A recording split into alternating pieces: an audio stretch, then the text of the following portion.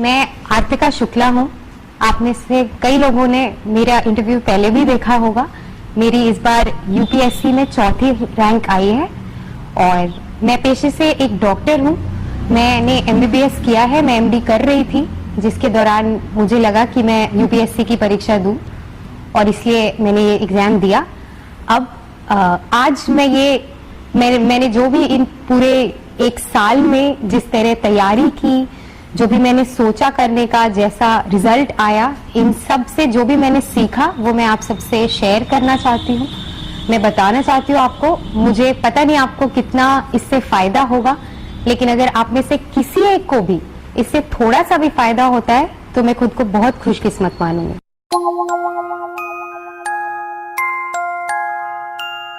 शुरुआत करते हैं कि इस एग्जाम की प्रिपरेशन कब से करनी है। मुझसे बहुत सारे लोगों ने ये पूछा है, तो मैं ये कहना चाहती हूँ कि लोग आपको ऐसा कहेंगे कि आप बचपन से ये करें, स्कूल टाइम से करें, कोई एक पर्टिकुलर टाइम है जब आपको शुरुआत करनी चाहिए। मुझे ऐसा बिल्कुल नहीं लगता। मैंने शुरुआत 2014 के नवंबर में की थी और एक साल में मैंने इसकी ठीक ठाक तैयारी कर ली।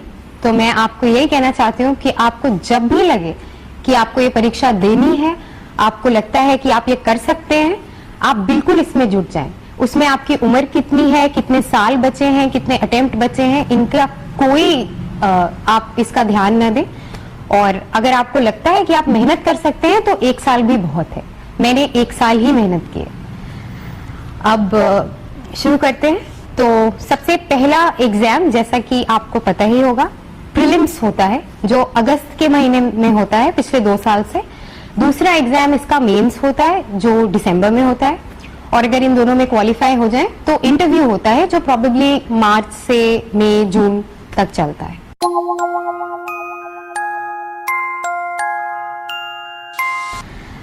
प्रीलिम्स का जो पेपर होता है उसमें 2 पेपर्स होते हैं।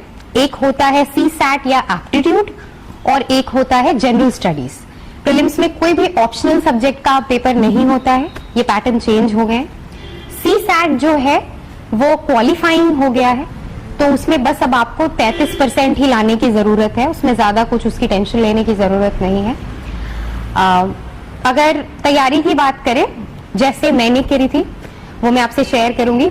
पेपर जो जीएस का होता है उसका यूपीएससी एक सिलेबस निकालती है। उस सिलेबस को आप देखें, उसमें history, geography, economics, current event, science and technology सब कुछ होता है। एक्चुअली कोई सिलेबस होता ही नहीं है। जो भी देश में चल रहा है, जो एक जनरल वेल इन्फॉर्म्ड पर्सन को पता होना चाहिए, वो सब इस पेपर में आता है। इससे घबराने की कोई जरूरत नहीं है। मैं भी बहुत घबराती थी, पर मैं ये बताना चाहती हूँ कि अगर आप एक सिंपल सा प्रोसीजर फॉलो करें तो आपके इतने नंबर आ जाएंगे कि प्रीलिम्स में आपका सिलेक्शन हो जाए। और प्रीलिम्स में अच्छा करके बहुत अच्छी रैंक का उससे कोई ताल्लुक नहीं है। प्रीलिम्स सिर्फ सिलेक्शन लेवल का एग्जाम है। हिस्ट्री, ज्योग्राफी, इकोनॉमिक्स, इन सब के लिए कौन सी किताबें पढ़नी है, इनमें मैं बड़ा ही बेसिक सा आपको बता सकती हूँ कि स्पेक्ट्रम की मॉडर्न हिस्ट्री एक किताब है जो बहुत इंपॉर्टेंट है हिस्ट्री के लिए। ज्योग्राफी के लिए आप एनसीईआरटीज पढ़ सकते हैं क्लास 6 से 12 तक।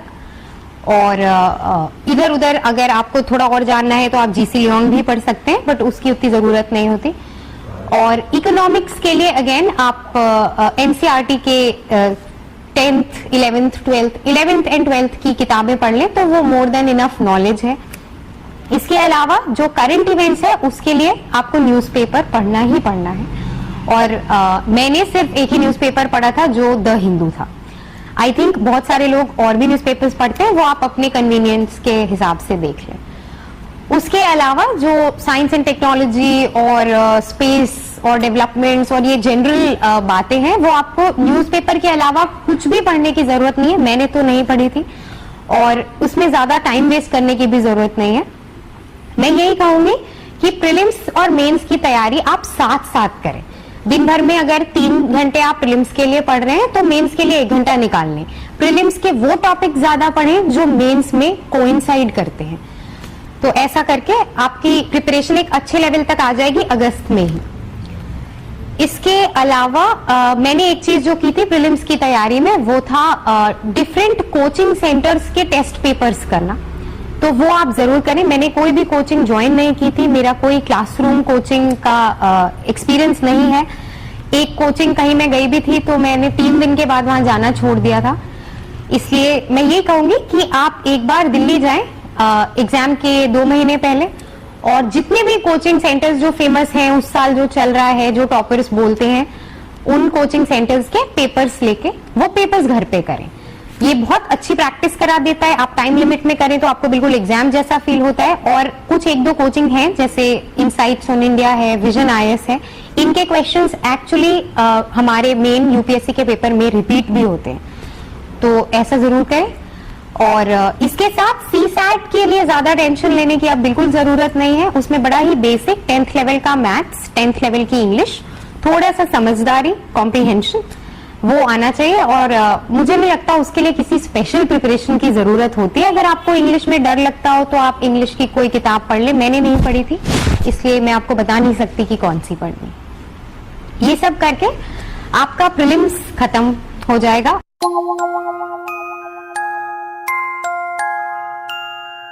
अब एक बात है कि प्रीलिम्स देने के बाद जो रिजल्ट आता है वो 1-1.5 महीने बाद आता है, और आपका मेंस का एग्जाम दिसंबर में ही होता है। तो इसलिए हम मेंस की प्रिपरेशन शुरू करने से पहले प्रीलिम्स के रिजल्ट का वेट नहीं कर सकते। तो मैंने क्या किया था कि प्रीलिम्स के बाद 1 हफ्ते का गैप लिया और उसके बाद मैंने शुरू कर दिया मेंस की तैयारी करने। आपको भी यही करना चाहिए। आपको खुद पे इतना विश्वास होना चाहिए कि अगर आपने प्रीलिम्स दिया है तो आपका सिलेक्शन होगा और हो जाएगा। Prelims is not a big problem, उसमें इतनी दिक्कत नहीं होती है। उसके बाद आता है मेंस की तैयारी। अब मेंस की तैयारी में बहुत सारा, it is a very vast thing, बहुत बड़ा है, बहुत ही स्ट्रक्चर्ड करना है, बहुत सारी चीजें इसमें सोचनी भी पड़ती है। तो हम इसको ऐसे देखते हैं, पेपर 1, पेपर 2, पेपर 3 और पेपर 4, इन 4 भाग में बांट के मेंस की तैयारी करते हैं। जो पेपर 1 है उसका सिलेबस आपको यूपीएससी के साइट पे मिल जाएगा। सबसे पहली चीज जो आपको करनी चाहिए वो है मेंस के सिलेबस को ध्यान में रखें, उसको याद कर लें, उसको अपने कमरे में चिपका लें, ताकि जो भी उसमें कुछ लिखा है वो अगर आपको कभी चलते फिरते दोस्तों से बात करते हुए, न्यूज़पेपर में आते हुए, कहीं भी वो लगे कि आपको कुछ उसके लायक चीज मिल रही है तो उसको आप कर सकें। तो आप सिलेबस याद कर लें। उसके बाद बात आती है प्रिपरेशन की। पेपर 1 जो है उसमें आता है हिस्ट्री, ज्योग्राफी, थोड़ा सा डिजास्टर मैनेजमेंट, और 1-2 टॉपिक्स और होते हैं, सोशल डेवलपमेंट, सोसाइटी का प्रेजेंस और वुमेन का उसमें क्या रोल है, और ये सारी चीजें कुछ बड़ा सा सिलेबस है यूपीएससी के साइट पे, वो आप पढ़ें। पेपर 1 के लिए मैंने जो किया था वो मैं आपसे शेयर कर सकती हूँ। हिस्ट्री में मैंने बिपिन चंद्रा की जो 2 किताबें हैं, इंडिया स्ट्रगल फॉर इंडिपेंडेंस और पोस्ट इंडिपेंडेंस पे, वो दोनों पढ़ी थी। मैंने रामचंद्र गुहा की इंडिया आफ्टर गांधी भी पढ़ी थी, पर वो एग्जाम के लिए ज्यादा इंपॉर्टेंट नहीं है। अगर आपके पास टाइम है और आपको पढ़ने का शौक है तो वो किताब जरूर पढ़ें, वो बहुत इंटरेस्टिंग किताब है। ज्योग्राफी के लिए मैं ये कहूंगी कि अगर आपको एक बेसिक ज्योग्राफी का सेंस प्रीलिम्स तक हो जाना चाहिए, उसके लिए आप NCERT 10th, 11th, 12th, 9th, आपको जहां भी लगे कि आपको पढ़ने की जरूरत है वो पढ़ लें। 11th और 12th की एनसीईआरटी बहुत इंपॉर्टेंट है। उसके एडिशन में आप जीसी लियोंग पढ़ें, मैंने वो पढ़ा था। फिजिकल पार्ट, एटलीस्ट पार्ट 1 उसका आप बहुत अच्छे से पढ़ें। आजकल तो क्वेश्चंस मेरे पेपर में नहीं आए थे लेकिन आ सकते हैं, तो उसको अच्छे से पढ़ें। उसके अलावा वर्ल्ड ज्योग्राफी और इन सब का आपको ऑनलाइन बहुत सारा मटेरियल मिल जाएगा, तो दैट इज वेरी हेल्पफुल। मैंने एक मृणाल की साइट है, एक इनसाइट्स ऑन इंडिया है, इन पे ज्योग्राफी के लेक्चर्स बहुत ध्यान से पढ़े थे, मैंने उनके वीडियोस भी पढ़े थे, तो वो एक इम्पॉर्टेंट एस्पेक्ट है उसका। थोड़ा सा आप ले सकते हैं इंटरनेट का हेल्प इन ज्योग्राफी। उसके बाद आता है सोशल। सोसाइटी की जो बातें हैं, मैं उसके लिए एक बात बहुत क्लियरली बोलना चाहूंगी कि सोसाइटी और वुमेन और इन सब बातों के लिए आपको कोई अलग से मटेरियल पढ़ने की जरूरत नहीं है। आपको कोई पेपर में जो ये सारी चीजें आती हैं, द हिंदू हो चाहे इंडियन एक्सप्रेस हो या आप जो भी पढ़ते हो, आपने करंट इवेंट्स अगर पढ़ा हुआ है तो सोसाइटी आपका ऑलरेडी तैयार है, उसमें आपको कुछ भी नया करने की जरूरत नहीं है, उसमें आप टाइम वेस्ट ना करें। जो भी नई चीजें हो रही हैं वो ही काफी है for current, for society in paper 1। उसके अलावा कोचिंग बहुत सारे मटेरियल्स निकालती हैं, सोसाइटी पे एक किताब है, एनसीईआरटी है, ये सब पढ़ने की जरूरत नहीं है, मैंने नहीं पढ़ा था। सिर्फ जो पूरे साल हो रहा है आप उससे अप टू डेट रहें, आप पीआईबी की साइट्स पढ़ते रहे, आप पीआरएस में पढ़ते रहे, आप एमपीआर पढ़ते रहे, मंथली पॉलिसी रिव्यू होता है, ये गवर्नमेंट के साइट्स हैं। अगर और टाइम हो तो आप गवर्नमेंट की इंडिविजुअल साइट्स हैं, जैसे मिनिस्ट्री ऑफ ह्यूमन रिसोर्स की अपनी एक साइट है, विमेन एंड चाइल्ड डेवलपमेंट की एक साइट है, वो साइट्स पढ़ते रहे, इतना काफी है सोसाइटी का पार्ट प्रिपेयर करने के लिए। उसके अलावा एक I think disaster management paper 1 में आता है, उसके लिए एआरसी की रिपोर्ट मैंने पढ़ी थी, वो that is more than enough. उसके अलावा आपको कहीं इधर उधर भागने की जरूरत नहीं है। इन एडिशन अगर कोई डिजास्टर कंट्री में हुआ है, कहीं अर्थक्वेक आया है, कहीं फ्लड्स आए हैं, तो न्यूज़पेपर से आपका वो प्रिपेयर होता रहे। तो पेपर 1 का इतना हुआ। अब हम पेपर 2 पे चलते हैं, जो मुझे सबसे टफ लगता था यूपीएससी के पेपर्स में। That is about governance and public policy I think and social justice. और ऐसा बड़ा ही बड़ा सा पेपर है, बहुत बड़ा सिलेबस है, बट सिलेबस से डरने की कोई बात नहीं है। आपको सिलेबस याद कर लें। सबसे पहले एक बेसिक बुक जो है वो है लक्ष्मीकांत, मैंने वही पढ़ी थी प्रीलिम्स के लिए, और वही आपको मेंस के लिए भी एक बार दोहरानी होगी। उसके बाद जो भी टॉपिक्स आते हैं उनके बारे में आप या तो किसी कोचिंग सेंटर से वो मटेरियल लेके पढ़ें, या उससे बेटर तरीका क्या है कि आप उन टॉपिक्स को गूगल पे डाल दें और जो भी रिजल्ट आए आप वो ऊपर ऊपर से पढ़ लें। जो आपके करंट इवेंट्स चल रहे हैं, जो हिंदू में खबरें आ रही हैं, वो सारा आप ऊपर से पढ़ लें। और उनसे इन एडिशन अगर कुछ नहीं मिल रहा है तो आप गवर्नमेंट की मिनिस्ट्रीज की साइट्स पे जाएं और उनसे पढ़ते रहें। Monthly policy review again very important. योजना एक गवर्नमेंट का मैगजीन है, 10 रुपए की आती है, बहुत इंपॉर्टेंट है। योजना मैगजीन आपको जरूर पढ़नी है, उससे पेपर 2 ऑलमोस्ट प्रिपेयर हो जाता है। इन एडिशन पेपर 2 में सोशल डेवलपमेंट और ऐसे कुछ कुछ टॉपिक्स हैं जिनके लिए आपको बड़ा फोकस होके पढ़ना पड़ेगा। जो ministry of social justice and empowerment है, कोई जुवेनाइल लॉ आया है, कोई लड़कियों पे लॉ आया है, कुछ सुप्रीम कोर्ट में चल रहा है, ये सब आपको थोड़ा सर्च करके देखना होगा। मैंने इंटरनेट का बहुत यूज किया था पेपर 2 में, तो मैं यही कहना चाहूंगी कि बेटर है कि आप जो कोचिंग के मटेरियल्स आते हैं या जो कोचिंग में पढ़ाते हैं कि भाई टॉपिक है एम्पावरमेंट ऑफ वुमेन या स्टेट लेजिस्लेचर, तो अब इस पे आप थ्योरी के 20 पन्ने पढ़ रहे हैं, 50 पन्ने पढ़ रहे हैं, इनका कोई यूज नहीं है। यूपीएससी में अब ऐसे सवाल ही नहीं आते जो आप किसी किताब में पढ़ के आंसर वहां कर पाए। आप न्यूज़पेपर पढ़ें, मैंने जो साइट्स बताई आप वो साइट्स देखते रहे। आप खुद सोचें, अभी अगर कोई लॉ आया है उसके क्या प्रोज एंड कॉन्स होंगे, आप गूगल पे डाल दें advantages of the recent amendment, आपको खुद 4-5 टॉपिक्स मिल जाएंगे, 4-5 न्यूज़पेपर के एडिटोरियल्स मिल जाएंगे। उसको पढ़ें, अपना एक व्यू बनाएं, उसको शॉर्ट करें और अपनी कॉपी में, या अगर आप ऑनलाइन नोट्स बनाते हैं तो शॉर्ट करके 1 पैराग्राफ 2 पैराग्राफ्स में उसको लिख दें। इस तरह आपको पेपर 2 करना है। पेपर 2 रिक्वायर्स बहुत ज्यादा डिटर्मिनेशन और फोकस। वो आपको डे 1 से डे लास्ट तक करना है और एंड तक आपको लगेगा कि मैंने कुछ पढ़ाई नहीं की है, बट यही सही तरीका है। आपको बहुत सारे लोग कहेंगे कि ये किताब पढ़ लो, ये कोचिंग कर लो, ये टेस्ट पेपर कर लो, ऐसा मत करिए। मैंने ऐसा नहीं किया था। आप एक जागरूक सिटीजन की तरह पेपर 2 की प्रिपरेशन करें, एक स्टूडेंट की तरह ना करें। तो जो क्वेश्चन पेपर में एक सवाल आएंगे वो भी आप एक बहुत ही अच्छे लेवल का आंसर उसमें लिख सकते हैं। इसके अलावा पेपर 2 में मुझे लगता है थोड़ा सा एक कॉमन सेंस की जरूरत होती है, वो नॉर्मली डेवलप होने में थोड़ा मुश्किल होता है। तो आप एक मॉक टेस्ट सीरीज जरूर करें पेपर 2 के लिए। उसमें आपको ऐसे रैंडम सवाल पूछे जाएंगे, आपको लगेगा जब आप टेस्ट दे रहे होंगे कि मैं क्या लिखूं। ऐसा ही सेम यूपीएससी के पेपर में भी होगा। मैंने जब पेपर दिया था 20 क्वेश्चंस में से 8 क्वेश्चंस ऐसे थे जिनको पहली बार पढ़ के मुझे लगा ये तो मैंने कभी देखा ही नहीं है। बट मैं आपको ये बताना चाहती हूँ कि उसके बारे में आप 15 सेकेंड सोचें, एक नॉर्मल पर्सपेक्टिव से, एक बहुत ही जागरूक और नॉर्मल सिटीजन की तरह आप वो क्वेश्चन पढ़ें और एक स्मॉल सा आंसर 200 वर्ड का उस पर लिख दें। और यही वो एक्सपेक्ट करते हैं आपसे। आप ये मत सोचिए कि आप हर टॉपिक के बारे में 200 वर्ड्स याद करके जाएंगे और वहां उलट देंगे, ऐसे सवाल ही नहीं आएंगे। तो पेपर 2 के लिए ये जो ये सारा प्रिपरेशन टेक्निक प्लस एक मॉक टेस्ट सीरीज जो आपको सोचना सिखा दे। जो आपको कम समय में 3 घंटे में 20 क्वेश्चन सोच के लिखना सिखा दे, ये करना इज मोर देन इनफ, और कुछ करने की जरूरत नहीं। फिर आता है पेपर 3 विच इज इकोनॉमिक्स।